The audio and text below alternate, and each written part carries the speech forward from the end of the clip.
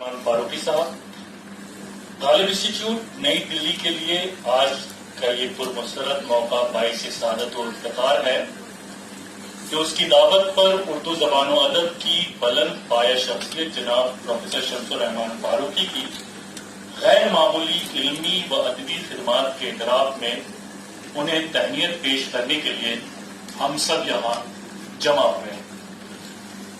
मोहतरम फारूकी साहब, आपने उर्दू ज़बान व अदब बिलखुसूस जदीद उर्दू तनकीद के मैदान में जो कारखाए नुमाया अंजाम दिए हैं, एक दुनिया उसकी मोतरिफ है और हम भी दिल की गहराइयों से इसका एतराफ़ करते हैं।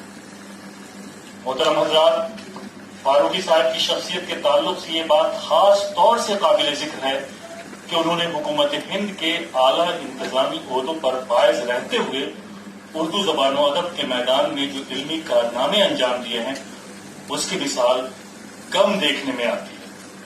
फारूकी साहब की शख्सियत किसी के लिए तारुफ की मोहताज नहीं है, लेकिन यहाँ इस बात का जिक्र कर देना नामुनासिब न होगा कि वो जिला आजमगढ़, मौजूदा जिला मऊ, एक पुरवकार एक बावकार इल्मी खानवादे में सन 1935 में पैदा हुए। उन्होंने इलाहाबाद यूनिवर्सिटी से 1955 में अंग्रेजी में एमए किया और 1958 में इंडियन सिविल सर्विस में मुंतखब होकर इंडियन पोस्टल सर्विस के महकमे से वाबस्ता हो गए। आप 1994 में मुलाजमत से वजीफा याब हुए। फारूकी साहब की इल्मी व अदबी शख्सियत के बहुत से जिहाद हैं और हर जिहाद के लिहाज से उनकी शख्सियत बहुत नुमाया नजर आती है।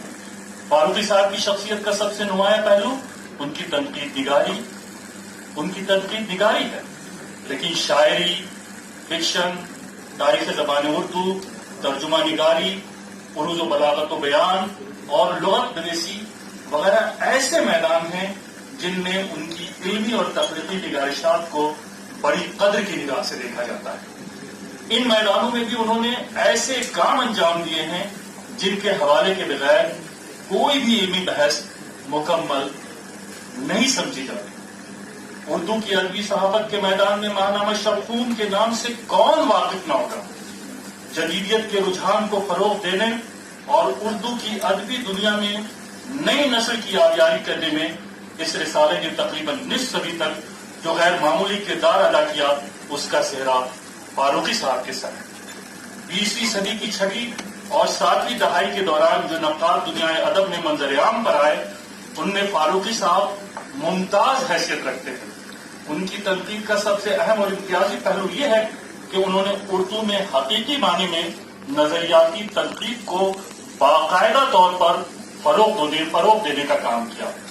उन्होंने नजरियाती तनकीद के मैदान में ज्यादातर ऐसे मबाहिस और सवालात कायम किए जिन पर इससे पहले गुफ्तगू नहीं हुई थी या जिन्हें काबिल जिक्र नहीं समझा गया था। यही सबब है कि उस जमाने में ही उर्दू के निहायत बुलंद पाया नक्काद मोहम्मद हसन अस्करी ने फारूकी साहब को एक खत में लिखा कि लोग अब आपका नाम हाली के साथ लेने लगे।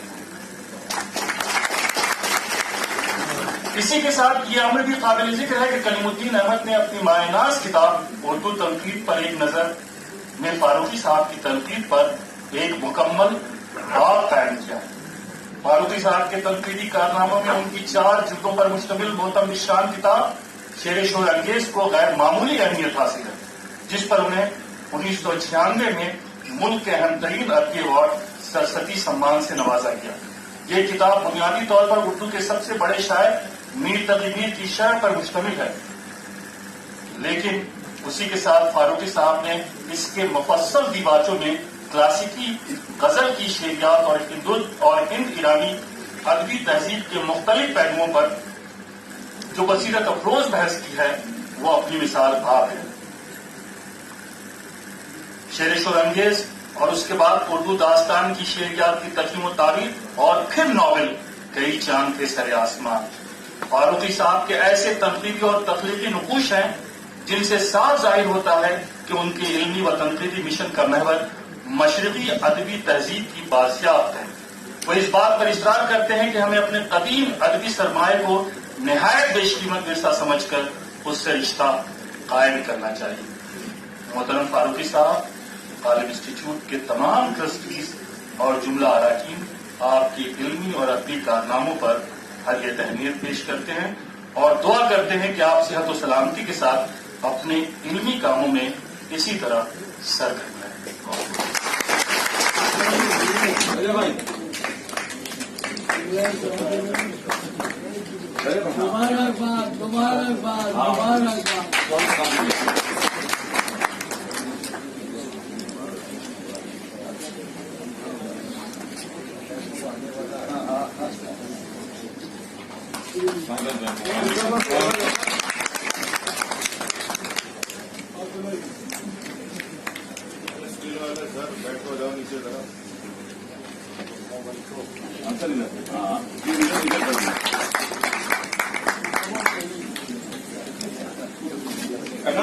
سر ایک منٹ رجا بھائی آپ کے ساتھ میں ہاں سر جی سر تھوڑا نیچے ہوئیے.